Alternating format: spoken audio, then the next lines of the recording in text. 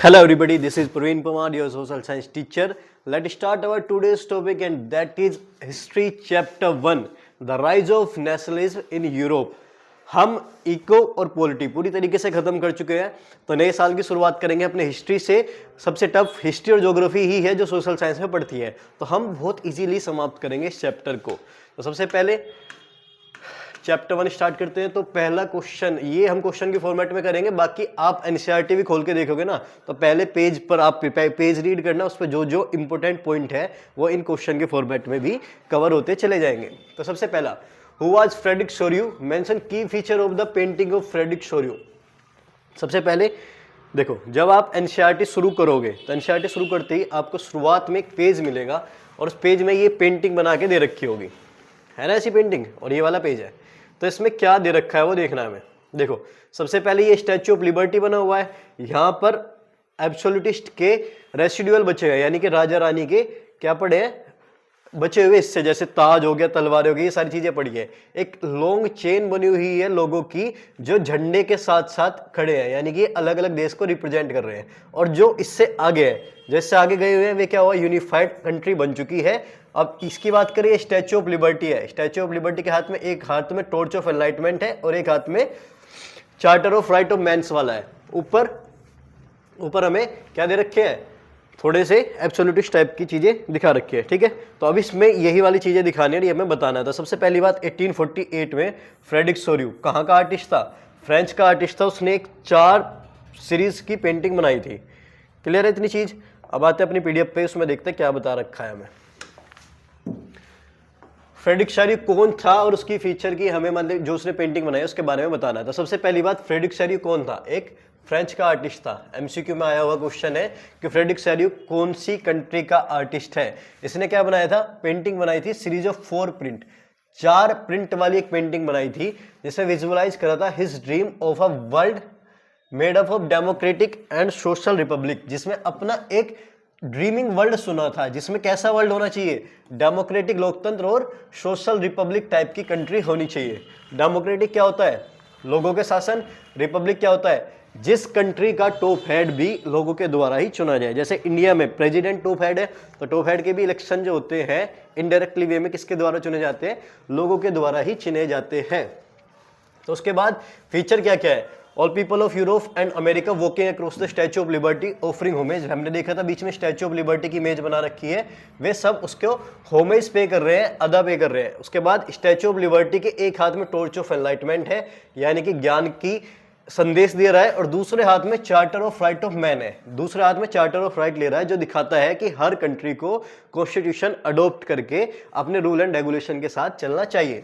Next, on the earth foreground, foreground का मतलब आगे की तरफ, जो नीचे की तरफ पड़े हुए दिखाए थे अभी, उसमें क्या था, shattered remains of the symbol of absolutist institution. Absolutist वे होते हैं जो अपनी ही बात को बड़ी रखते हैं। तो ये क्या काम करे, उनके सिंबल्स पड़े हुए हैं, जैसे किसी का मुकुट पड़ा है, किसी की तलवारें पड़ी है, ये इस चीज को दिखाते हैं कि हम इनका अब आगे यूज नहीं करेंगे, इनको यहीं पर छोड़कर आगे की तरफ बढ़ेंगे। Jesus blessed us to live with the fraternity, ऊपर की तरफ जो इमेज थी उसमें जेसस की इमेज बना रखी है, वो क्या ब्लेस कर रहे हैं हमें कि सभी फ्रेटर्निटी, बंधुत्व और भाईचारे के साथ मिलजुल कर रहो। He want to visualise his utopian world, और ये क्या है, उसका एक यूटोपियन वर्ल्ड है, यानी कि एक काल्पनिक वर्ल्ड है। ऐसा उस टाइम तक पॉसिबल नहीं था, क्योंकि ये बात कब की हो रही है, जो पेंटिंग इसने बनाई थी, ये बनाई थी 1848 में। तो 1848 में तो यूनिफाइड इटली, जर्मनी, ये सब भी कुछ भी नहीं था, बल्कि इंडिया भी बहुत बाद में आजाद हुआ है, अमेरिका हुआ था, फ्रांस हुआ था, केवल वही 2 थे जो हुए हैं। तो जो आजाद हो चुके हैं वे तो स्टैच्यू ऑफ लिबर्टी से आगे की तरफ झंडा लेके चल रहे हैं, बाकी सब पीछे की तरफ है। तो ये है, बाकी इस पे अभी तक वैसे 2-3 मार्क का क्वेश्चन नहीं आया है, लेकिन क्या आता है, एमसीक्यू आ जाती है मैच करने के लिए, ठीक है। तो इसलिए जरूरी है ये पेंटिंग। ये वाला भी एमसीक्यू में बन के आया कि फ्रेडरिक सोरियू कहाँ का आर्टिस्ट था, फ्रेंच का, और बाकी ये सारी चीजें कि स्टैच्यू ऑफ लिबर्टी के हाथ में क्या है, ये सारी चीजें किस किस चीज को शो करती है। तो इस पर एमसीक्यू बन के आए हुए हैं 2-3 बार, कई बार क्वेश्चन, ठीक है। नेक्स्ट, अगले पेज पर चलेंगे तो वहां पर दिया है, what step did the French revolutionary create a sense of collective identity among the French people. Important question है। देखो, हिस्ट्री क्या है, हिस्ट्री के 3 चैप्टर आ रहे हैं, पर कहीं ना कहीं सारे के सारे क्वेश्चन इंपॉर्टेंट है। 2 मार्क्स में, 3 में, 5 में, मतलब ऑलमोस्ट रिपीटेड होकर आए हैं। तो हिस्ट्री को आप कोई भी चैप्टर को छोड़कर नहीं जा सकते हो। मिनिमम तो 2 या 2.5 चैप्टर तो करके ही जाओ अच्छे से। अगर आपको बहुत ही हार्ड लग रहा है 2 चैप्टर तो तगड़े करके जाओ, क्योंकि 20 नंबर वेटेज लेके चल रहा है, आराम से कवर हो जाएगा।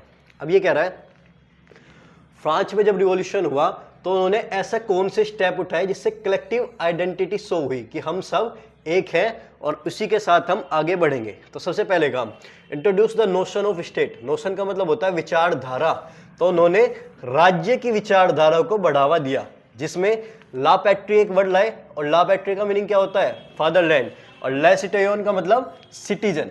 ठीक है, emphasise on the united community, जिसने बल दिया कि हम सब यूनाइटेड कम्युनिटी के तौर पर रह रहे हैं। जैसे इंडिया को हम मदरलैंड के तौर पर जानते हैं, उसी तरीके से इन्होंने फ्रांस देश को किससे जोड़ा कि ये हमारा फादरलैंड है, उसमें रहने वाले नागरिक सब कैसे हैं? ला सिटिजन के नाम से जाने गए हैं। तो जिससे एक विचारधारा, राज्य की, स्टेट की विचारधारा उभर कर आई है। नेक्स्ट, लिबर्टी, फ्रेटर्निटी और इक्वालिटी अंडर अ कॉन्स्टिट्यूशन। उन्होंने क्या काम करा? ये हम पहले तो ये देखते आए हैं कि स्वतंत्रता, समानता और भाईचारा, ये सारे तीनों LFE का मतलब लिबर्टी, फ्रेटर्निटी और इक्वालिटी, और साथ साथ कॉन्स्टिट्यूशन में होना चाहिए, ये इन्होंने लागू करा।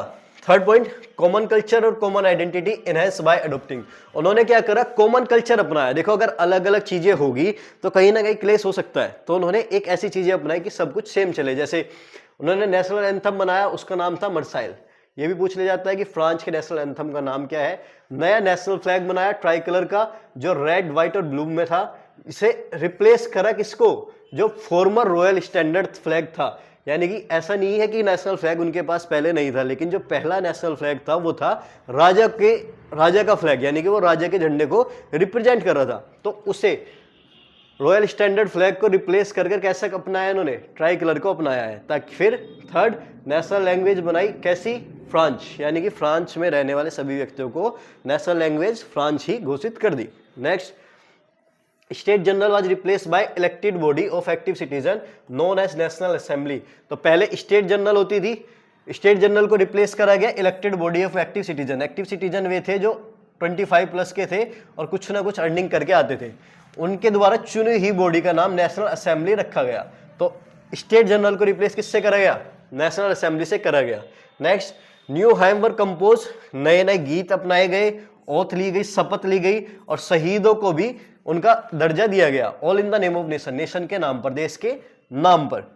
Formulated uniform law for all citizen within it territory and uniform system of weight and measure was adopted. पूरे देश में रहने वाले सभी व्यक्तियों के लिए समान लॉ, नागरिक कानून लाए गए, और uniform system of weight and measure. पहले हमने देखी थी एक प्रॉब्लम होती थी कि एली नाम की एक चीज चलती थी, यानी कि कहीं पर कोई वेट अलग चल रहा है, कहीं पर दूसरा अलग चल रहा है, तो उसको भी उन्होंने एलिमिनेट करा और कैसे लाए कि uniform system of weight and measure को अडॉप्ट कराए। क्लियर है? इंपॉर्टेंट है, 5 मार्क्स में कई बार घूमकर आया हुआ है, तो इसे अच्छे से कवर कर लेना, रट लेना। नेक्स्ट इसमें एक टॉपिक आता है, Napoleon had destroyed in the France but in the administration of field. देखो, क्वेश्चन ये है, मेन फीचर बताने में नेपोलियन सिविल कोड 1804 के, ठीक है, या फिर इसी की दूसरी लैंग्वेज बन के आती है। नेपोलियन पहली बात कहाँ का राजा था? ये 1799 से बेसिकली चला है, किसमें? नेपोलियन फ्रांस में चला है, ठीक है, और ये जाके हारता है किसमें? 1815 में वाटरलू का एक युद्ध होता है जहां पर ये हारता है, ठीक है। किस से हारता है वो भी अभी हम बाद में डिस्कस कर लेंगे, अभी फिलहाल इतनी चीज ध्यान रखो। Next, Napoleon had destroyed in France but in the administrative field he had incorporated revolutionary principle in order to make the whole system more rational and efficient. Analyse the statement with the argument. देखो, Napoleon कैसा है तो ये राजा ना, तो अभी हम देख के आए 1789 में जब रिवॉल्यूशन हुआ था, लुई 16 था, तो वहां पे राजा रानी का शासन था, उसी के खिलाफ तो उन्होंने आंदोलन करा, आंदोलन करके कॉन्स्टिट्यूशन चुना, सारी चीज लेकर आए। उसके बाद 1799 में वापसी नेपोलियन आ जाता है। तो यही चीज बता रहा है कि नेपोलियन ने उनके एडमिनिस्ट्रेटिव में, उसमें नेपोलियन ने जो फ्रांस था, फ्रांस की मोनार्की को तो दोबारा उभारा है, डेमोक्रेसी को तो डिस्ट्रॉय करा है, डिस्ट्रॉयड डेमोक्रेसी आएगा इसमें, डेमोक्रेसी को तो डिस्ट्रॉय करा है, लेकिन इसके साथ साथ उसके बाद भी लोगों को वो अच्छा क्यों लग रहा था, क्योंकि उसने एडमिनिस्ट्रेटिव में, प्रशासन में बहुत अच्छे तरीके से फ्रांस को चलाया है। तो ऐसी क्या क्या सिचुएशन थी जो उसने करी है जिससे वे दोबारा राजा के शासन के लिए तैयार हो गए। देखो, Napoleon become the ruler of the France on 16 दिसंबर 1804। 1799 से ये केवल किंग के हेल्प के तौर पर काम कर रहा है, यानी कि सेनापति कह सकते हैं, सेनापति के तौर पर इसने युद्ध लड़े हैं, लेकिन मेनली इसको शासन मिला 1804 में आके। He established a monarchical political system and make some change by introducing Napoleon civil code। उसने वापसी मोनार्कियल पॉलिसी लगाई, राजा रानी का शासन लाया और एक नेपोलियन सिविल कोड लाता है जो 1804 में लागू करता है। तो इसमें क्या क्या थे? एबोलिश का मतलब होता है खत्म करना, खत्म करा। प्रिविलेजेस बेस्ड ऑन बर्थ, जन्म के आधार पर जो विशेष अधिकार मिलते थे, यानी कि अगर कोई मान लो राजा का रिलेटिव में पैदा हो गया तो ऑटोमेटिकली फ्यूडल में आता था, सामंत व्यवस्था में आता था, लेकिन उसे क्या करा, उसे खत्म करा गया। एबोलिश फ्यूडल सिस्टम, फ्यूडल का मतलब होता है, देखो फ्यूड का मतलब होता है जमीन का टुकड़ा। तो जब राजा खुश होता था ना, तो पुराने टाइम पर जमीन के टुकड़े दान में देता था कि एक पूरा गांव दान में दे दिया, इस तरीके से दे दिया। अब उस पर जितने भी टैक्स कलेक्ट करना, कैसे खेती करवाना, क्या काम करना, वो सब काम हो जाते थे सामंत के, और उन्हीं सामंत को बोला जाता था फ्यूडल। ठीक है, तो उसने फ्यूडल सिस्टम को भी खत्म करा और क्या करा, freed peasant from serfdom and manorial dues. तो पीजेंट का मतलब किसान, किसानों को फ्री करा कि जो छोटे छोटे अलग से टैक्स देने पड़ते थे या उनके पुराने ड्यूज बचे हुए थे, उन सब से भी उसको फ्री करा है। Next, he secured right to property, उसने राइट टू प्रॉपर्टी को सिक्योर करा है, यानी कि कोई भी किसी की जमीन पर कब्जा नहीं कर पाएगा। इक्वालिटी बिफोर द लॉ दी है, कानून के समक्ष सबको समानता दी है कि चाहे कोई किसी भी विशेष अधिकार को अगर कोई गलती करता हुआ पाया जाएगा तो हम क्या करेंगे, उसे सजा देंगे। Transport and communication system were improved, transport और कम्युनिकेशन सिस्टम को भी उसने अच्छा करा है, क्योंकि अगर व्यापार बढ़ाना है तो व्यापार बढ़ाने के लिए ट्रांसपोर्टेशन अच्छी होनी चाहिए। सबसे बेटर काम, uniform in weight and measure system and a common national currency. Weight and measure system uniform चलाने का भी क्रेडिट किसको जाता है, नेपोलियन को ही जाता है। और कॉमन नेशनल करेंसी चलाई, एक करेंसी चलाई जो इंट्रोड्यूस करी गई। Thus it can be concluded that Napoleon had destroyed democracy in France but in administrative field he done revolutionary improvement. तो ये सारे काम से हमें पता लगता है कि उसने क्या करा, उसने क्या करा कि भले ही मोनार्की लेकर आया, यानी कि डेमोक्रेसी का नुकसान कराया, लेकिन इन जनरल वे एक अच्छा रूलर बन के सामने आया है, जिस कारण से वहां के लोगों को नेपोलियन से कोई भी दिक्कत नहीं आई है। ठीक है, अगर इसे शॉर्ट में याद करें तो नेपोलियन ने बीएफ हटाकर पैट का वेट कराया। ये लाइन याद रखना बस, इससे पूरी तैयार हो जाएगी। बीएफ का मतलब बर्थ राइट, ये था, बर्थ प्रिविलेजेस को खत्म करें। बीएफ हटाकर क्यों कहा है, क्योंकि एबोलिश करना, ये दो काम इसने करेंगे, बर्थ राइट खत्म करे, फ्यूडल सिस्टम खत्म करे। और क्या करा है, पी से बताओ, पी से क्या है, ट्रांसपोर्ट राइट टू प्रॉपर्टी दिया है, इक्वालिटी बिफोर लॉ दी है, ट्रांसपोर्टेशन सिस्टम और वेटेज इक्वल यूनिफॉर्म, ये सारी चीजों को सही करा है। ठीक है, राइट टू बर्थ और फ्यूडल सिस्टम इनको तो हटाया है। उसके बाद right to property, equality before law, transportation और वेट सिस्टम को सुधार करा है। तो इसे एक लाइन से तुम्हारा पूरा आंसर ये खत्म हो जाएगा। नेक्स्ट चले, अगला हमें दिया है, what was the Napoleon rule over other religion unpopular with some section of Europe. Initially France army, या फिर इसी की दूसरी लैंग्वेज बन के आ जाती है, initially France army were welcome as harbinger of the liberty but initial enthusiasts who turned to the hostility explain the statement. ये कह रहा है नेपोलियन के जो रूल है हमने फ्रांस में देखा, तो फ्रांस में तो एक अच्छा शासक बनकर उभर के आया है, ठीक है, लेकिन उसके बाहर जिस पर यूरोप के जिस कंट्री में वो कब्जा कर रहा था, वहां पर उससे लोग नाराज थे। ऐसा क्यों है, देखो सिंपल सी चीज है। अगर जैसे ब्रिटेन वालों ने यहाँ पे कब्जा करा, तो हम स्टार्टिंग से कहते आते हैं कि ब्रिटेन वाले अच्छे रूलर हैं, लेकिन किसके लिए, ब्रिटेन के लिए। इंडिया वालों के लिए वे अच्छे नहीं थे। सेम अप्लाई करा नेपोलियन ने कि फ्रांस तो मेरा देश है, तो उनके लिए तो मैं अच्छा काम करूंगा, लेकिन अब मुझे युद्ध लड़ने हैं, पैसा चाहिए, सारे काम चाहिए, मैं यहीं पे तो टैक्स कम करूंगा, जहां पे मैं कब्जा कर रहा हूं उस देश पर तो मैं पूरा अत्याचार करूंगा ना। तो वही चीज होती है, क्या होता है कि initially French army was welcome as harbinger of liberty. Starting में फ्रेंच आर्मी को स्वतंत्रता के दूत के तौर पर स्वागत करा गया, क्योंकि उन्होंने देखा कि फ्रांस में इतना अच्छा काम कर रहा है तो नेपोलियन हम पे कब्जा करेगा तो हमें भी अच्छा ही मिलेगी। लेकिन हुआ क्या, जो उनका इनिशियल एंथुसियाज्म था, जो उनकी स्टार्टिंग में ही उत्साह था, वो जल्दी टर्न हो गया हॉस्टिलिटी एक्सप्लेन द स्टेटमेंट। वो जल्दी ही उनकी नाराजगी में बदल गया कि ऐसा तो कुछ भी नहीं हुआ और हम क्या हो गए, नेपोलियन के भी गुलाम बनकर रह गए। तो ऐसा क्या करा है उसने बाहर की तरफ जाके। नेक्स्ट, तो ये लाइन वही है जो क्वेश्चन की थी। इसका रीजन क्या था, फोर्सफुल रिक्रूटमेंट। अब उसने युद्ध लड़ना था तो युद्ध के लिए सेना चाहिए, तो उसने क्या करा, सेना में जबरदस्ती भर्ती करने शुरू करे।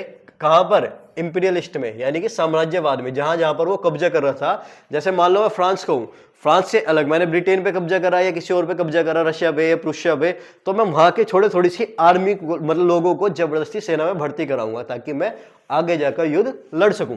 Next, strictly censorship on printing media and book to print against them which stress their liberty. अब वो वहां पे तो कह रहा है इक्वालिटी बिफोर लॉ, यहाँ पे उल्टा कर रहा है, यहाँ पे लिबर्टी दे ही नहीं रहा। उसने क्या करा, सेंसरशिप लागू कर दी। सेंसरशिप क्या मतलब कि कोई भी मीडिया बुक कोई भी उसके अगेंस्ट में, यानी कि नेपोलियन के अगेंस्ट में नहीं छापेगा, चाहे वो कुछ भी काम करता रहे। तो जिससे क्या हुआ, लोगों की लिबर्टी, स्वतंत्रता छिन गई। Next, exploitation of other region people physically as well as economically. उसने एक्सप्लोइटेशन करा, शोषण करना शुरू करा।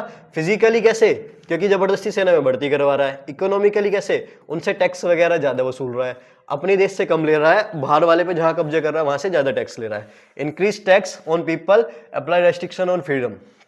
लोगों पर टैक्स लगा रहा है और लोगों पर फ्रीडम जो थी उससे छीना जा रहा है। तो इस कारण से जो वहां पर उसने अच्छे काम करे थे, यानी कि फ्रांस में तो नेपोलियन अच्छा है, लेकिन फ्रांस के बाद नेपोलियन बुरा हो जाता है। ठीक है, अब इसके बाद एक चीज आती है कि 1815 में ये वाटरलू के युद्ध में हार जाता है और किससे, कंजर्वेटिव्स वालों की सरकार वापसी आती है।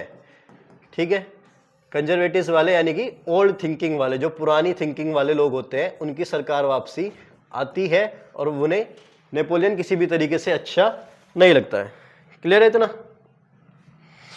एक सेकंड, पीडीएफ कहाँ गई है,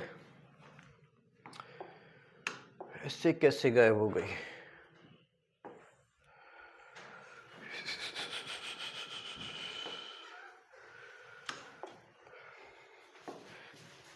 पीडीएफ गायब हो गई भाई।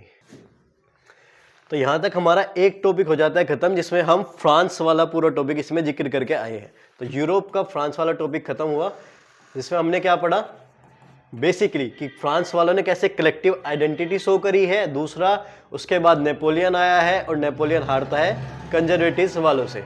ठीक है, तो इस पर कब्जा करते हैं। बल्ब से याद रख सकते हो, Britain, Austria, Russia, Prussia, line से कब्जा करता है ये। पहले ब्रिटेन पे, फिर ऑस्ट्रिया पे, फिर रशिया पे, फिर प्रूशिया पे, और यही सारे मिलकर लास्ट में इसको हराते हैं। एज अ कंजर्वेटिव गवर्नमेंट को स्टेब्लिश करते हैं, किसमें, तुम्हारे फ्रांस में जाकर स्टेब्लिश करते हैं। ठीक है, तो यहां पर हमारा हो जाता है खत्म एक टॉपिक। उसके बाद आगे चलते हैं। कंजर्वेटिव वालों का थोड़ा बहुत जिक्र है, वो भी हम आगे देख लेंगे। Briefly describe the concept of liberalism which developed in the Europe in early 18th century. Liberalism का क्या कॉन्सेप्ट है और वो यूरोप में कैसे उभरा है? तो लिबरल का मतलब होता है सीधा सीधा, the term liberalist drive from the Latin root liber, जिसका मतलब क्या होता है, फ्री करना। ठीक है, तो लिबरलिज्म का मतलब फ्री करना। अब इसके पॉलिटिकल और इकोनॉमिकल एस्पेक्ट देखते हैं। तो पॉलिटिकली किसी को फ्रीडम कैसे मिलेगी? For the new middle class liberal studies for the freedom.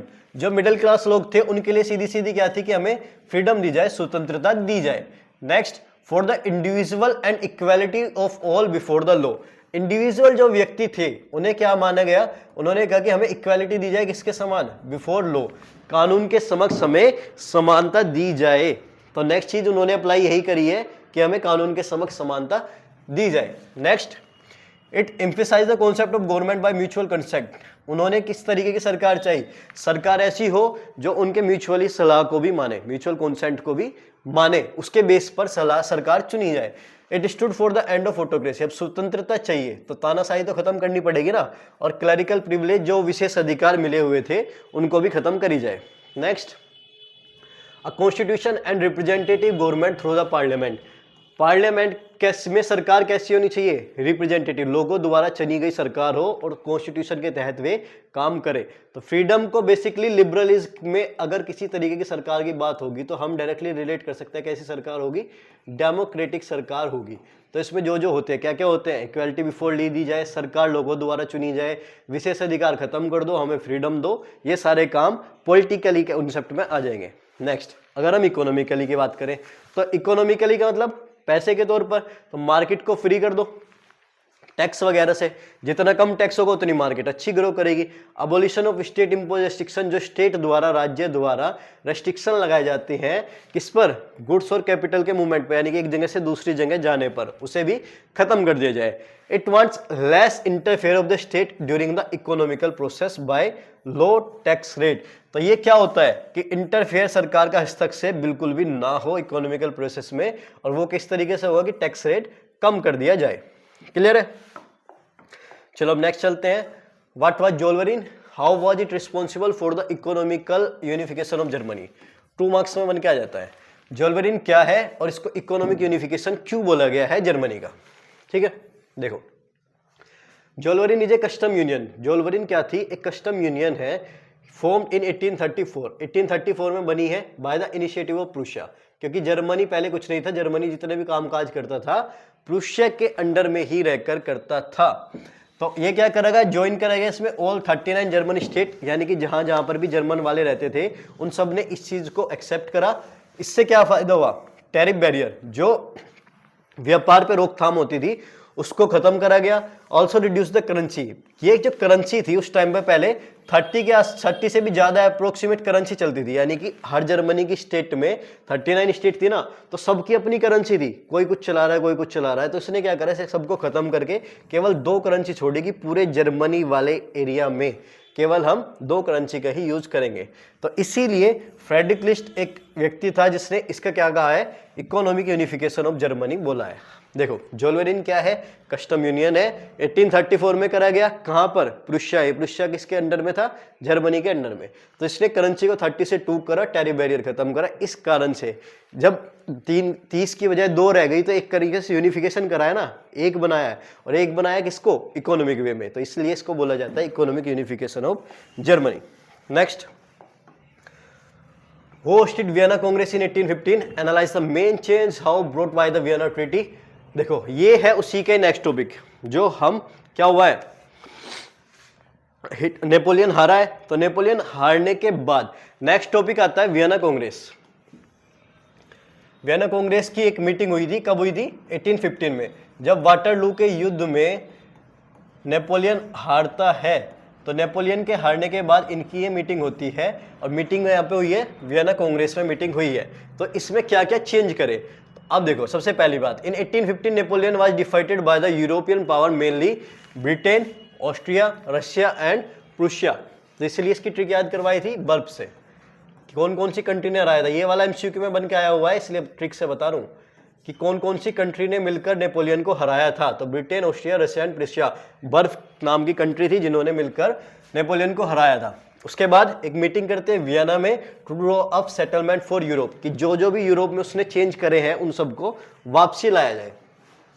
तो Congress of Vienna was hosted by the Australian chancellor. ये किसके द्वारा होस्ट करी गई थी? ऑस्ट्रिया का एक चांसलर था जिसका नाम क्या था? Duke Metternich. ठीक है, ड्यूक मेटरनिक की और भी कुछ क्योट्स फेमस है, उसको हम देखेंगे। तो ये था कहाँ का? ऑस्ट्रिया का। ठीक है, BARP में से ऑस्ट्रिया का ही चांसलर था। The objective were undo the victory of Napoleon. अब इसमें देखो, ट्रीटी ऑफ वियना कब हुई है? नेपोलियन की हार के बाद। तो मेन काम क्या रहेगा? जो जो भी नेपोलियन करके गया है उस सबको रिवर्स कर दे। ठीक है, बस एक ही चीज ध्यान रखनी है, उस सबको रिवर्स कर दे। तो क्या करा गया? जो भी अंडू करना, यानी कि वापसी लाना, जितनी भी नेपोलियन ने जीत करी है, और कंजर्वेटिव गवर्नमेंट को स्टैब्लिश करना, यानी कि जहां जहां पर नेपोलियन ने अपनी जीत करी है उसे वापसी लाकर, वापसी कैसी सरकार बनाई जाए? कंजर्वेटिव्स वालों की सरकार बनाई जाए। और कंजर्वेटिव्स कौन थे? ओल्ड थिंकर्स वाले। ओल्ड थिंकर्स का मतलब वही राजा रानी द्वारा शासन चलता रहे, बर्थ स्पेशल बर्थ राइट, ये सारी चीज मिलते रहे। तो it drive the spirit of conservatives, जिसका मतलब क्या था? ऑल ट्रेडिशनल इंस्टीट्यूशन, जो पुराने परंपरागत सोच चलते हुए आते हैं, जैसे मोनार्की हो, चर्च को स्पेशलिटी मिलती थी, सोशल हायरार्की, समाज में कास्टेज वाला चलता था कि कोई ऊपर कोई उससे नीचे, ये सारी चीज सेम चलती रहे। नेक्स्ट उन्होंने क्या कहा कि बर्बन डायनेस्टी को दोबारा लाएंगे, क्योंकि नेपोलियन से पहले कौन सी थी, बर्बन डायनेस्टी थी, तो बर्बन डायनेस्टी के ही नेक्स्ट शासक को पावर में लाए और फ्रांस की जो टेरिटरी उसने कब्जा करी थी, जैसे ब्रिटेन, ऑस्ट्रिया, रशिया, प्रूसिया के जो जो छोटे छोटे एरिया उसने कब्जा करे थे, उनको उससे छीनकर वापसी दे दिया गया। A series of states were set up on the boundary of France to prevent French expansion in future. Thus all area were returned. अब मान लो ये फ्रांस है तो इसके साइड साइड में एरिया बांट दी गई कि ये ब्रिटेन को दे दिया, इधर ऑस्ट्रिया को दे दिया, इधर रशिया को, इधर प्रूशिया को।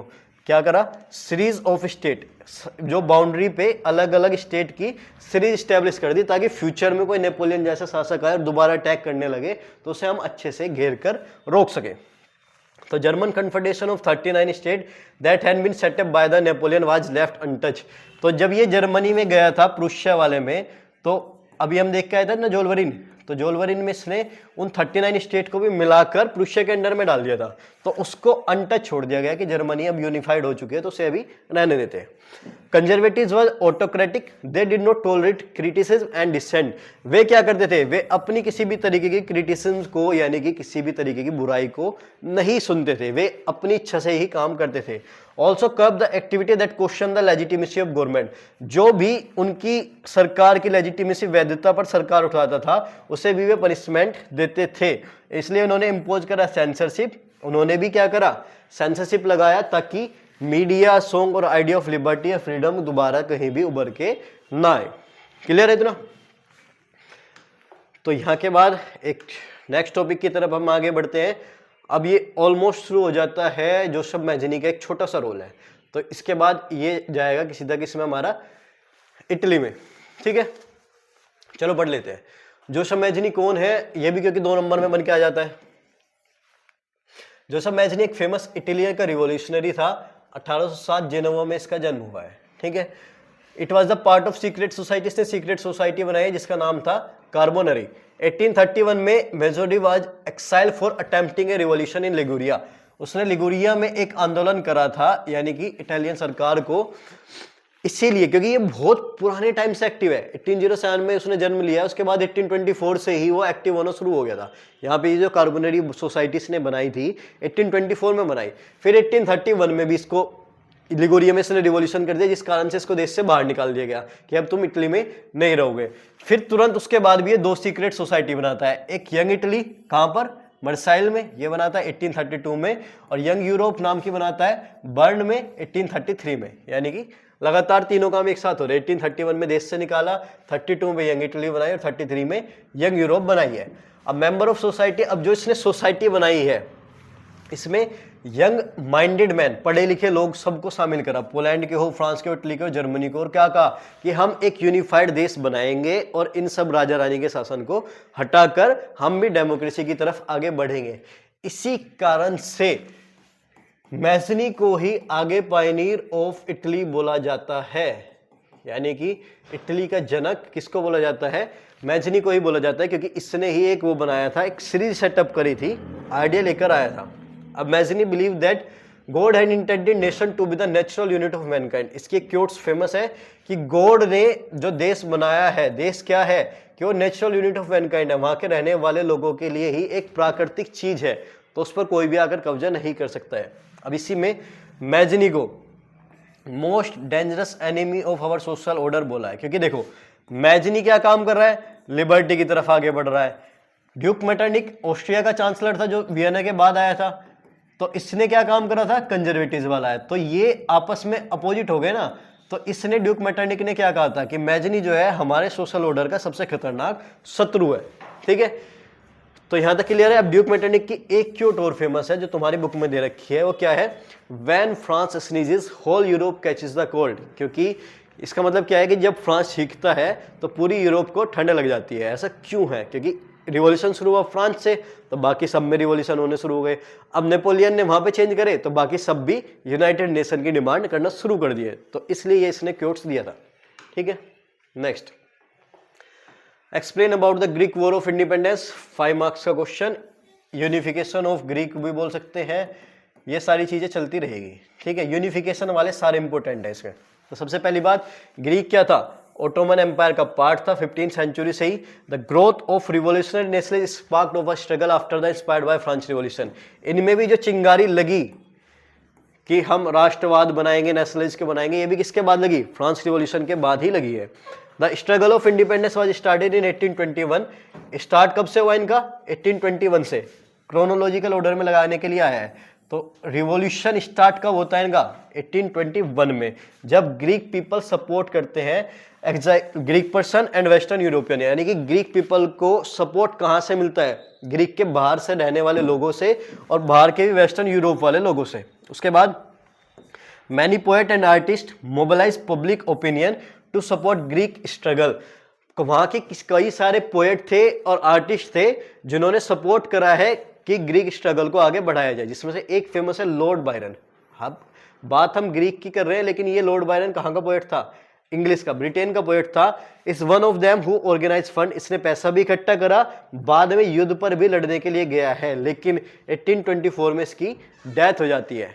युद्ध लड़ते नहीं, नॉर्मली फीवर से इसकी डेथ हो जाती है, ठीक है। तो लास्ट, उसके बाद finally Greek recognise as independent nation by treaty of Constantinople in 1832। ध्यान रखना है, एमसीक्यू में क्रोनोलॉजिकल ऑर्डर में लगाने के लिए आया है। तो अब अगर हम ग्रीक की बात करें, 1821 में तो स्टार्ट हुआ है, ठीक है। 1824 में जो लॉर्ड बायरन था, जो इसका मेन भूमिका निभा रहा था, उसकी डेथ हो जाती है।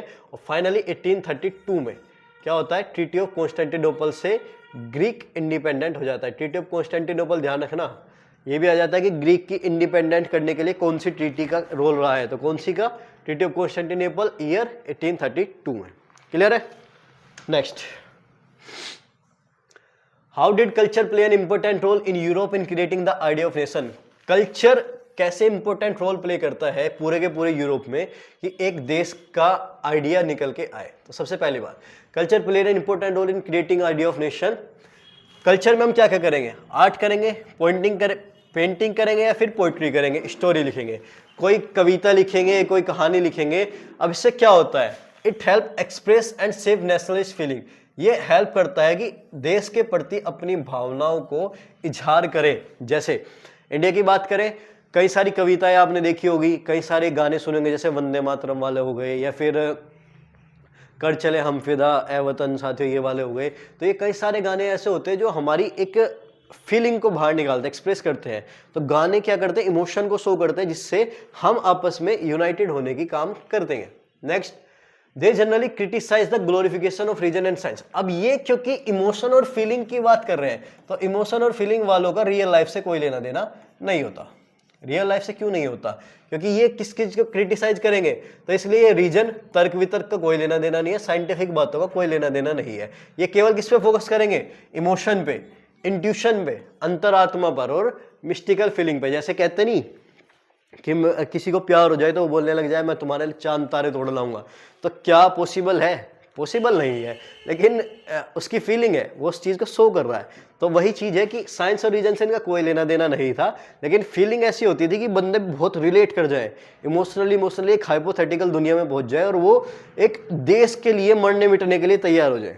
नेक्स्ट, एम क्या था, their effort was to create a sense of shared collective heritage. Main वही था कि हम सबको कलेक्टिवली लेकर चले, एक कॉमन कल्चर पास्ट बनाए, यानी कि सबको पास्ट से रिलेट कर सके, स्टोरी सुनाए, अपने पास्ट की हिस्ट्री की, पोएम सुनाए, जो भी हमारे फेमस रिवोल्यूशनरी रहे हैं उनके बारे में सुनाया जाए as the basis of nation, राष्ट्र के आधार पर, जो पोइट्री मोशन से रिलेट वे कर पाएंगे। Next, romantist German philosopher Johann Gottfried. MCQ में पूछा गया क्वेश्चन है कि जोहन गोटफ्राइड का लेना देना किससे है, ऐसे दे दिया ऑप्शन की लिबरल वालों से, कंजर्वेटिव वालों से, रोमांटिस्ट वालों से।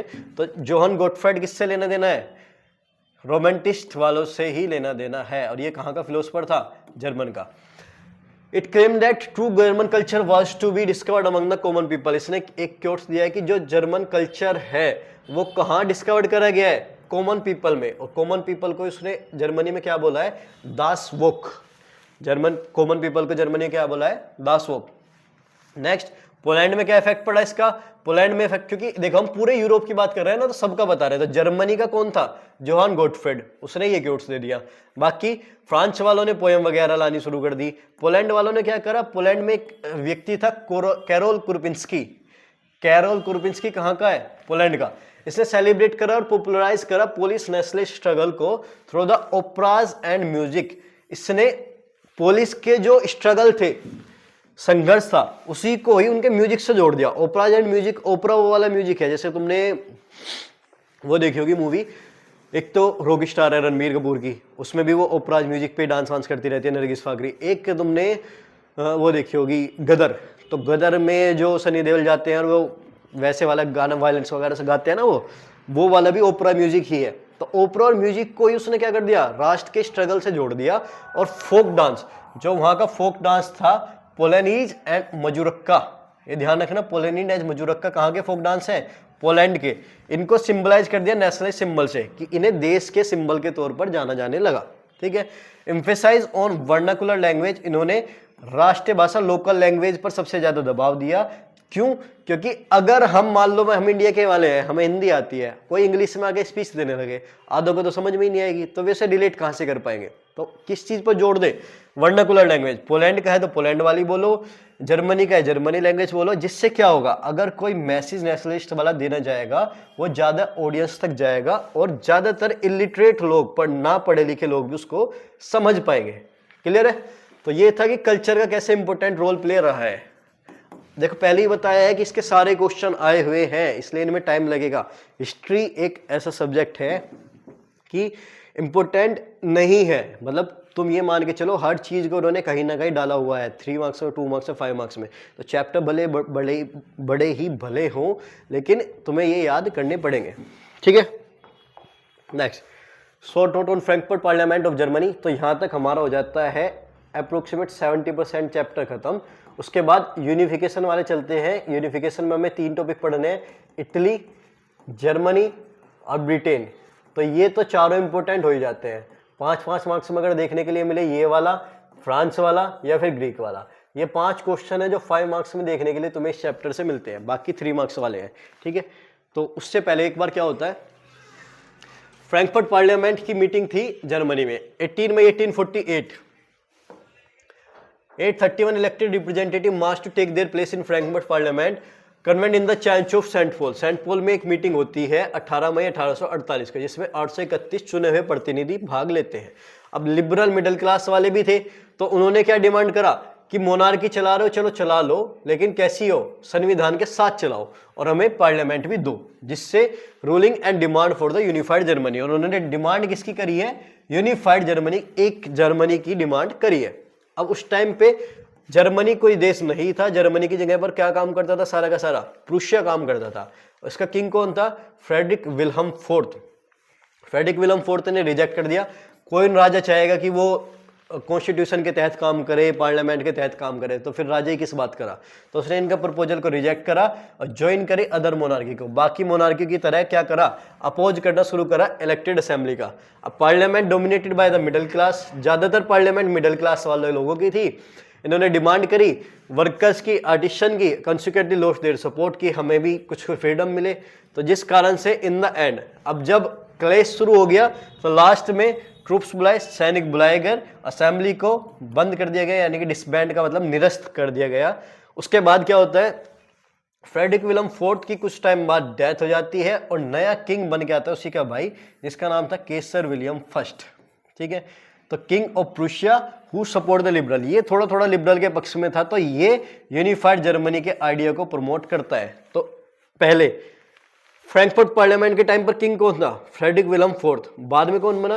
केसर विलियम फर्स्ट। यूनिफाइड इटली की बात किसके अंडर में हुई है? केसर विलियम फर्स्ट के। फ्रैंकफर्ट पार्लियामेंट में विलियम फोर्थ ने मना कर दिया था। ठीक है। राजा का नाम भी आ जाता है कि ये राजा कौन से देश का था, एमसीक्यू में। Next, describe the process of unification of Germany. Unification of Germany का हमें प्रोसेस याद करना है, या फिर auto von Bismarck was the architect of German unification. ये दोनों क्वेश्चन बन के आए जर्मनी से रिगार्डिंग कुछ भी, तो उनका आंसर सेम ही होना है। तो जर्मनी यूनिफिकेशन कहां से कहां तक हुई है? 1866 से 1871 तक। एक पॉइंट बन के ये भी हो सकता है अगर तुम्हें उसमें ना दिया गया हो। ठीक है, नेक्स्ट। अभी पहली बात बताई, जर्मनी किसके अंडर में चल रही है? प्रूशिया के। जर्मनी कुछ नहीं था उससे पहले, क्या था? प्रूशिया ही था। तो प्रूशिया के चीफ मिनिस्टर था कौन? Auto von Bismarck. ये चीफ आर्किटेक्ट बोला जाता है जर्मनी का, क्योंकि इसने इंपॉर्टेंट रोल प्ले करा in the unification of country with the help of army and tactful diplomacy. वहां की आर्मी से और कूटनीतिक संधि से इसने कई सारे युद्ध जीतने की कोशिश करी है। तो ये फेमस किस लिए था? अपनी ब्लड एंड आयरन पॉलिसी से, रक्त और खून की नीति की, युद्ध लड़ो और खून बहाओ, आयरन का मतलब तलवार। ठीक है, तो सबसे पहला काम जर्मनी में main role Otto von Bismarck क्या था? वहां का चीफ मिनिस्टर था। अपनी पॉलिसी थी इसके ब्लड एंड आयरन, इसके उसने सपोर्ट करा है। During the Vienna Congress 1815 Germany was remain units and united confederation of 39 state which was made by Napoleon in 1804। अब जर्मनी पहले कई सारे 39 स्टेट में बटी हुई थी, नेपोलियन ने उन्हें मिक्स करा। 1804 में जब नेपोलियन आता है वो उन्हें मिक्स करता है, और 1815 में वियना कांग्रेस के टाइम पर उन्हीं को अनटच छोड़ देते हैं। यानी कि जो 39 स्टेट मिलाकर एक करी गई थी वह ऐसी ही प्रूशिया के कंट्रोल में चल रही थी। ठीक है, तो unification under the leadership of Prussia. अगर लिखने की बात आई इस वाले पॉइंट को छोड़ सकते हो, पहला पॉइंट लिख दो, फिर ये नीचे के 3 पॉइंट लिख दो। तो unification under the leadership of Prussia also had the impact of 1813 1848 revolution. अब यहाँ पे मिडिल क्लास का रिवॉल्यूशन हुआ था। 1848 वाला तो हम फ्रैंकफर्ट पार्लियामेंट में देख के आ चुके, तो उन रिवॉल्यूशन का भी इस पर प्रूशिया पर इफेक्ट पड़ा है। फिर इसने ओटो वन बिस्मार्क ने 3 युद्ध लड़े 7 साल में। किस किस से? ऑस्ट्रिया, डेनमार्क एंड फ्रांस से, एडीएफ से। ऑस्ट्रिया, डेनमार्क एंड फ्रांस से, और तीनों में युद्ध में जीत किसे मिलती है? प्रूशियन को ही जीत मिलती है, और कंप्लीट हो जाता है प्रोसेस ऑफ यूनिफिकेशन का। ठीक है, लेकिन 18 जनवरी 1871 में the Prussian king Kesar William first, तो जो प्रूशिया का ही किंग था केसर विलियम फर्स्ट, उसी को ही पूरे जर्मनी का किंग घोषित कर दिया जाता है। लेकिन कहां पर? वर्साइल में, क्योंकि लास्ट जो इन्होंने कब्जा करा है किस पे करा है? फ्रांस पे। तो फ्रांस का ही महल था ट्रीटी ऑफ वर्साइल वाला, तो वर्साइल महल में ही क्या होता है, इसको जर्मन का शासक घोषित कर दिया जाता है। अब new state emphasise on modernising the currency, banking, legal and judicial system. तो नई जो स्टेट आई उसने करेंसी नई नई स्टैब्लिश करी, बैंकिंग सिस्टम सुधारा, जुडिशियल सिस्टम को भी सुधारा है। तो यूनिफिकेशन ऑफ जर्मनी 5 मार्क्स से इंपोर्टेंट। पहली बात 1866 से 71 तक किंग कौन था? किंग था Kaiser William first. Chief minister Otto von Bismarck, blood and iron की पॉलिसी चलाई, प्रूशिया के अंडर में पूरी लीडरशिप हुई है। 3 युद्ध लड़े 7 साल में, तीनों के तीनों जीते हैं। लास्ट में 1871 में यूनाइटेड हो जाता है। क्लियर है इतना? कर लोगे? चलो नेक्स्ट, अगला आता है describe the process of unification of Italy. तो जर्मनी के बाद यूनिफिकेशन किसका? इटली का। ये कब से कब तक हुआ है? 1859 से 70 तक। देखो इसमें एक एनसीईआरटी में क्रोनोलॉजिकल ऑर्डर में लगाने के लिए आया था 2023 वाले पेपर में। अब एनसीईआरटी में इसको भी 70 तक दे रखा है और इसको भी 70 तक ही दे रखा है, तो जिस कारण से लास्ट यूनिफिकेशन मेंशन नहीं हो पाता। लेकिन अगर सही देखा जाए तो वो क्वेश्चन भी गलत मान लिया गया था, यानी कि उस पर सबको नंबर मिले थे। ठीक है, बट तुम्हें अटेम्प्ट करके आना, अपनी तरीके से अटेम्प्ट करोगे तो ऑप्शन में ध्यान रखना जर्मनी 71 में हुआ है और इटली हुआ है थोड़ा सा पहले 70 में आगे। ठीक है, इस चीज को ध्यान रखना। तो इटली का यूनिफिकेशन हुआ है पीडमोंट सर्डिनिया के अंडर में। इटली पहले 7 स्टेट में डिवाइडेड था, उसके बाद पीडमोंट सर्डिनिया के अंडर में इसको लिंक करा गया। और next unification process was lead by 3 revolutionary, mainly जो 3 का नाम आता है, जोसेफ मैज़नी, काउंट कैवोर और जोसेफ गैरिबाल्डी का इसमें नाम आता है। मैज़नी का हम रोल पहले ही देख चुके। 1830 में मैज़नी ने एक प्रोग्राम लाया यूनिफिकेशन ऑफ इटली का, 2 सीक्रेट सोसाइटी बनाई, यंग इटली और यंग यूरोप, और इसी को ही मैज़नी को ही pioneer of unification of Italy बोला जाता है। उस वाले में बोला गया है काउंट कैवोर को, उसे इस वाले में जो बोला गया है वो बोला गया है ओटो वन बिस्मार्क को। ओटो वन बिस्मार्क क्या था? पायनियर या फिर फादर ऑफ जर्मनी। ठीक है, और यहां पे किसे बोला गया है? यहां पे बोला गया है तुम्हारा जोसेफ मैज़नी को। जोसेफ मैज़नी को ही क्या बोला गया है? फादर या Pioneer of unification of Italy बोला गया है। अब 1831 और 48 में किंग ऑफ पीडमोंट सर्डिनिया था विक्टर इमैनुअल सेकंड। इसने फायदा उठाया किसका? इटालियन इटालियन स्टेट को युद्ध की तरह जीतने का, जिसमें उसका साथ देता है। वहां का सीएम कौन था? Count Cavour. उसका सीएम कौन था? Auto von Bismarck. तो सीएम काउंट कैवोर यहाँ पे युद्ध में साथ देता है through a tactful diplomatic alliance with France, क्योंकि इस पे कावर पे फ्रांस लैंग्वेज पर अच्छी पकड़ दी, तो इसने फ्रांस वालों के साथ तो संधि करी और बाकी सर्डिनिया पिडमोंट के साथ युद्ध में किसे किसे हराया? ऑस्ट्रियन फोर्सेस को 1859 में हराया। तो ऑस्ट्रिया पे इसका कब्जा होता है। Next, under the leadership of Garibaldi volunteer march into south Italy. फिर गारिबाल्डी के लीडरशिप में ये साउथ इटली को जीतते हैं 1860 में, और to Sicily succeeded in winning the support of local peasant under to drive the Spanish ruler. यानी कि गारिबाल्डी क्या था? एक नॉर्मल मतलब कोई योद्धा नहीं था, वो केवल एक किसान नेता था। तो उसने जो ये युद्ध जीते हैं ना साउथ इटली का, ये किसान के तौर पर, किसानों की हेल्प के तौर पर ही जीते हैं, इसलिए गारिबाल्डी का नाम भी इस रिवॉल्यूशन में फेमस हुआ है। तो 1861 में विक्टर इमैनुअल सेकंड को यूनिफाइड इटली का किंग घोषित कर दिया जाता है।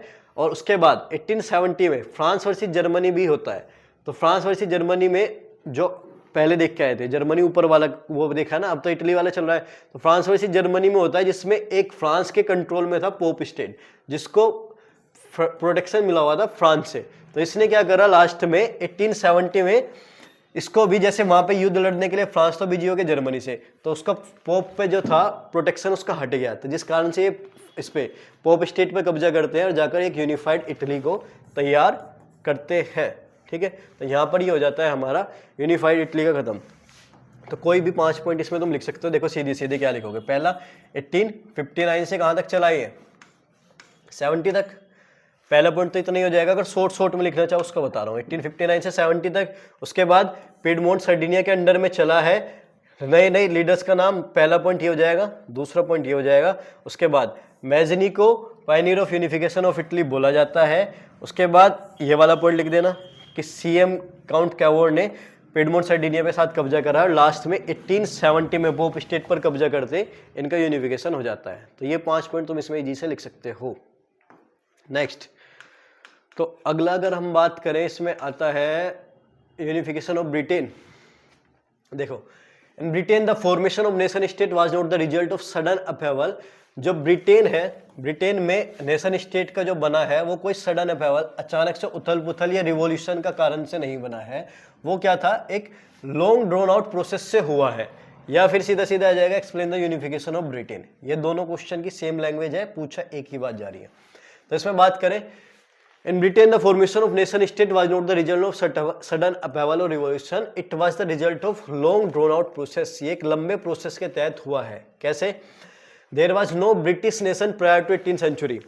18th सेंचुरी से पहले कोई भी ब्रिटिश नेशन नहीं था। तो कैसा था? So many ethnic group diversity, कई सारी छोटी छोटी ग्रुप के लोग वहां पर मिलजुल कर रहते थे, जिनका अपना कल्चर था और अपने पॉलिटिकल ट्रेडिशन को ही वे फॉलो करते थे। यानी कि ब्रिटेन में अपना कोई भी कल्चर नहीं था, छोटी छोटी स्टेट बटी हुई थी, सबके अपने अपने कल्चर थे। तो उसमें क्या होता है? सबसे पहले 1688 ग्लोरियस रिवॉल्यूशन होता है, जहां पर राजा रानी की शासन छीनकर, पावर छीनकर किसको दे दी जाती है? ब्रिटिश पार्लियामेंट को। यानी कि ब्रिटिश में एक संसद स्थापित करा जाता है। कब की बात है ये? 1688 की। Next, the act of union आता है 1707 में। एक्ट ऑफ यूनियन किस किस के बीच में हुआ है? इंग्लैंड और स्कॉटलैंड के बीच में। इसमें क्या करा? United Kingdom of Great Britain, England was able to impose it influence on Scotland. यानी कि स्टार्टिंग में तो कहते हैं कि आप स्कॉटलैंड वाले हमारे साथ मिल जाओ, आप अपने अच्छे खासे रूल रेगुलेशन फॉलो करते रहना, सारी चीज चलाते रहना। लेकिन बाद में क्या होता है कि इंग्लैंड स्कॉटलैंड को मिलते ही इम्पोज, इन पर अपनी थोपना शुरू कर देते हैं इन्फ्लुएंस। कैसे कैसे? उनके कल्चर पर रेस्ट्रिक्शन लगानी शुरू कर दी। स्कॉटिश लैंग्वेज थी गैलिक और स्कॉटिश नेशनल ड्रेस थी किल्ट, इनको दोनों को मना कर दिया कि आप अपनी कोई भी ड्रेस या लैंग्वेज का यूज नहीं करोगे। तो 1707 के बाद आता है 1801 में आयरलैंड पे फोर्स करा गया और उससे फेल्ड आयरिश रिवोल्ट। अब इसमें क्या था? वोल्फटोन नाम का एक व्यक्ति था जो आंदोलन कर रहा था इसे बचाने के लिए। तो लास्ट में वोल्फटोन का रिवोल्ट जो फेल हो जाता है 1798 में, तो उससे बचाने के बाद 1801 में ये आयरलैंड को भी फोर्सफुली मिला लेते हैं। तो सबसे पहले 1688 ग्लोरियस रिवॉल्यूशन, जहां पर राजा रानी की शासन छीन के किसको मिली? पार्लियामेंट को। दूसरा एक्ट ऑफ यूनियन जो 1707 में हुआ था, जिसमें इंग्लैंड और स्कॉटलैंड मिला लिए गए। तीसरा 1801 में आयरलैंड को फोर्सफुली मिला लिया गया। तो तीन छोटे छोटे पॉइंट लिखोगे तो पहला इतना, एक्ट ऑफ यूनियन से इंग्लैंड और स्कॉटलैंड को यूनाइटेड किंगडम में मिला लिया गया। दूसरा इतना लिख लोगे, तीसरा सीधा इतना। उसके बाद जब ये symbols new Britain were actively promoted after being united, जब वे आपस में मिल गए तो नए सिंबल्स को प्रमोट करा गया, जिसमें इंग्लिश लैंग्वेज को अपनाया गया, ब्रिटिश फ्लैग, यूनियन जैक नाम का एक ब्रिटिश फ्लैग चलाया गया, ब्रिटिश का एक नेशनल एंथम को प्रमोट करा गया जिसका नाम क्या था, God save our noble king. तो यहाँ पर हमारा हो जाता है ब्रिटेन यूनिफिकेशन भी खत्म। Next, how had female figure become an allegory of the nation during 19th century. Female figure कैसे एक देश की एलिग्री, रूपक के तौर पर स्टैब्लिश करी गई है। तो देखो, अब जैसे हम बात करते हैं इंडिया की, तो इंडिया में भारत माता की पेंटिंग चलाई गई है, उसी तरीके से एक इमेज देनी शुरू करी कि अगर कोई चीज़ है तो वो देश को रिप्रेजेंट कैसे करेगी, तो वो अलग अलग कैसे चली है। Artist in the 18th and 19th century found a way out by personifying a nation. Artist ने 19th सेंचुरी में एक वे ढूंढा पर्सोनिफाइंग अ नेशन, राष्ट्र को बढ़ा चढ़ाकर लोगों के सामने पेश करने के लिए, जिससे उन्होंने पोर्ट्रे करा country as a female figure, country को एक फीमेल फिगर के तौर पर पोर्ट्रे कराए। The female form that was chosen to personify the nation did not stand for any particular woman। जो उन्होंने फीमेल फॉर्म बनाई है वो कोई पर्टिकुलर वुमेन नहीं थी, यानी कि ऐसा नहीं है कि वो रियल में भी एग्जिस्ट करती थी, बस एक इमेज दी गई ताकि रिलेट कर पाए। In real life these female figures has become an allegory of nation. Real life में ऐसी कोई फीमेल फिगर एग्जिस्ट नहीं करती थी, इसलिए ये क्या बनी है, एलिग्री ऑफ नेशन बनी है, देश के रूपक के तौर पर मानी गई है। फ्रांस में क्या था, फ्रांस में इसको बोला गया क्रिस्टियन मरीना। फ्रांस में जो फीमेल फिगर बनी है उसका नाम क्या था, Christian Marianne. It was characterise by liberty and republic. Liberty और रिपब्लिक को ये शो करती है। फ्रांस की जो ये थी, रेड कैप पहने हुए, ट्राइकलर और कोकेट्स की जो ये है इसके साथ में मिलेंगे। Statue of Marianne stand in public square to remind of the people of the national symbol of unity. अब इसके स्टैचू को, मरीना के स्टैचू को पब्लिक में लगाया गया ताकि लोगों को ध्यान रहे कि हम सब नेशनल सिंबल और यूनिटी के तौर पर ही काम कर रहे हैं। तो जैसे फ्रांस में आई क्रिस्टियन मरीना, जर्मनी में उन्होंने बनाई जर्मीनिया। जर्मीनिया क्या थी, allegory of German nation. In visual representation Germania wore the crown of oak leave. तो जर्मीनिया ने ओक लीव का क्रोन, ताज पहना हुआ है, और German oak stand for the heroism, और इसी को हीरोइज्म को शो करते हैं। तो अब इन पे इमेज बेस भी बन के आए हुए हैं। एक बार एनसीईआरटी खोल के देखोगे तो लास्ट के पेज पर तुम्हें दिखेगा, एक तो इसकी क्रिस्टियन मरीना की तो एक इमेज है, बाकी सारी लास्ट में जो 4-5 इमेज दे रखी है ना, सारी जर्मीनिया की दे रखी है।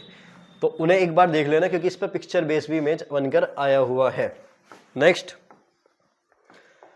काउंट कैवर पे शॉर्ट नोट। काउंट कैवर वहीं से हो जाएगा। कहाँ का सीएम था ये, पीडमोंट का, यानी कि पीडमोंट किसके अंडर में थी, इटली के।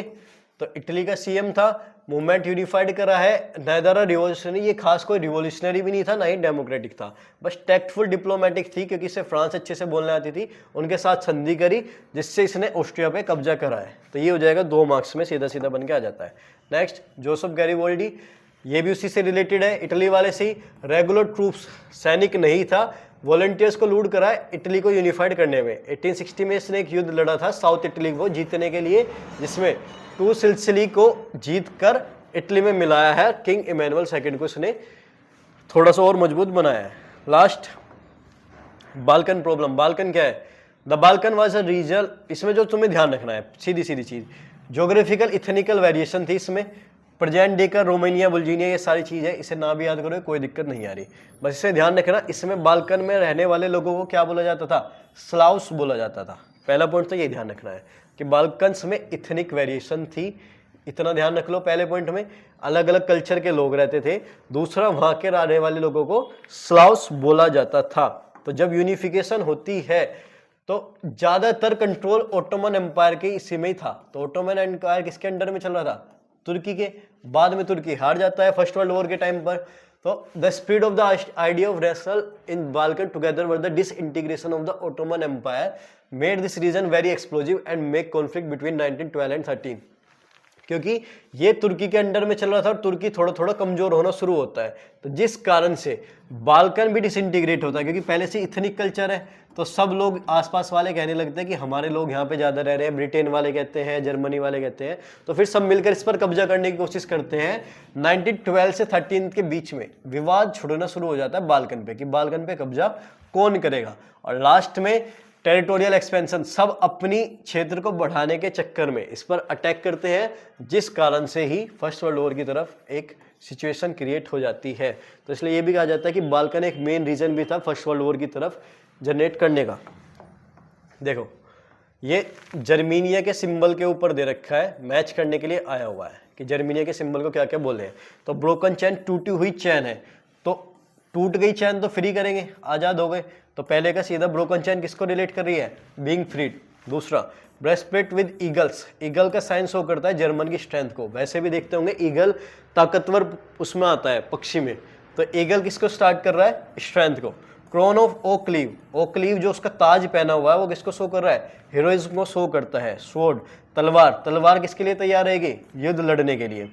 Olive branch around the sword, उसकी तलवार के साइड में उन्होंने ओलिव की पत्तियां भी लगा रखी है। तो वो किस लिए, कि हम युद्ध लड़ने के लिए तो तैयार है, लेकिन आराम से बात मानोगे तो हम शांति से भी काम चला लेंगे। तो तलवार डायरेक्ट युद्ध के लिए, ऑलिव ब्रांच कि हम पीसफुल भी काम कर सकते हैं। Next black red and gold tricolour, ये फ्लैग था लिबरल वालों का।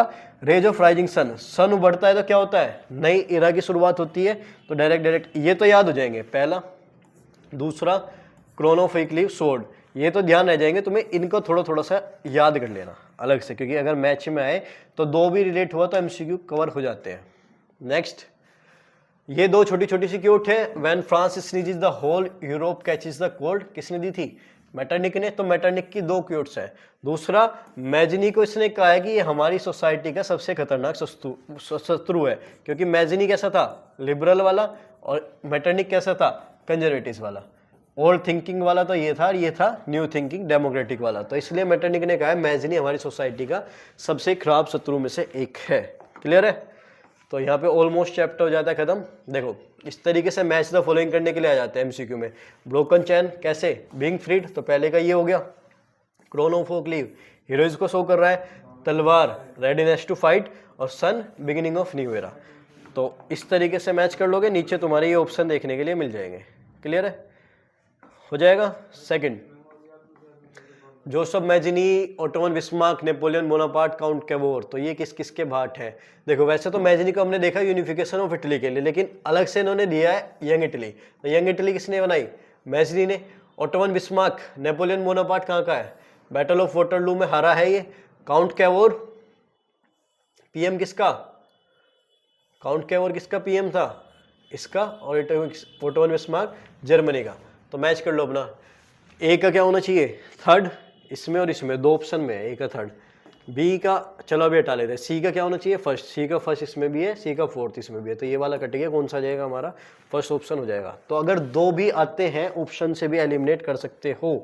Next arrange the following in correct sequence. देखो ये मैंने कहा था क्रोनोलॉजिकल ऑर्डर में आते हैं, तो इसके तुम्हें ईयर पता होना चाहिए। सबसे पहली बात, ग्रीक स्ट्रगल कब स्टार्ट हुआ है, 1821 में। लॉर्ड बायरन कब मरा है, 1824 में। First ever took place in France, France की तो सबसे पहले 1789 में ही हो गई थी। उसके बाद ट्रीटी ऑफ कॉन्स्टेंटिनोपल, जिससे ग्रीक इंडिपेंडेंट हुआ है, ये कब थी, 1832 में। तो इसके हिसाब से लगाएंगे पहले सेकंड, फिर फोर्थ, फिर थर्ड और फर्स्ट। तो सेकंड, फोर्थ, फर्स्ट, तो थर्ड और फर्स्ट। सेकंड के बाद फोर्थ, फोर्थ के बाद थर्ड, ये ऑप्शन गलत दे दिए। फोर्थ के बाद थर्ड और थर्ड के बाद फर्स्ट, ये वाला इसका बी आंसर हो जाएगा। क्लियर है। नेक्स्ट चलो अब ये तुम्हारे लिए है क्वेश्चन। देखो फ्रेडरिक सोरियो का पूछा गया था कौन सी उसका है, तो फ्रेडरिक सोरियो कहाँ का था, फ्रांस से। तो अब ये क्वेश्चन तुम्हारे लिए, जल्दी जल्दी इनका स्क्रीनशॉट ले लो और फिर इनको प्रैक्टिस करके देखना। ये तुम्हारे ऊपर है, आंसर मैं नीचे इसके लगा दूंगा, कौन कौन से आंसर है। स्क्रीनशॉट देते रहो जल्दी जल्दी और प्रैक्टिस करनी है इनके एमसीक्यू की। 20 हो गए ये असर्शन रीजन, और ये तुम्हारे हो गए इनके आंसर की। ठीक है, पहले एमसीक्यू खुद प्रैक्टिस करना, चैप्टर पढ़ने के बाद कितने तुम लगा पा रहे हो, उसके बाद यहाँ से तुम रिलेट कर लेना, अपने आंसर मैच करने। क्लियर है। तो यहाँ पर एक हमारा बड़ा और important topic chapter 1 of history होता है खत्म। थोड़ा सा बड़ा है, नई नई टर्म है, नाम नए है, तो इसे याद करने में ऑब्वियसली डिफिकल्टी होनी है। फर्क क्या करो, पार्ट में डिवाइड कर लो छोटा छोटा सा, कि पहले हम फ्रांस रिवॉल्यूशन नेपोलियन तक का पढ़ेंगे, बाद में सारे यूनिफिकेशन करेंगे, इटली का, जर्मनी का और ब्रिटेन का। तो इससे तुम्हारा ऑलमोस्ट टॉपिक खत्म हो जाएगा। और प्रैक्टिस, क्योंकि ये नाम डायरेक्ट याद नहीं रहने चैप्टर से, तो नाम याद होंगे सीधा एमसीक्यू से, एमसीक्यू से लगाओ, वहां से ही ये याद हो पाएंगे। क्लियर है? तो यहाँ पर चैप्टर 1 होता है हमारा खत्म। मिलते हैं नई वीडियो के साथ, तब तक के लिए नए साल की बहुत बहुत शुभकामनाएं, और मिलते हैं नेक्स्ट वीडियो में नेक्स्ट चैप्टर के साथ। बाय।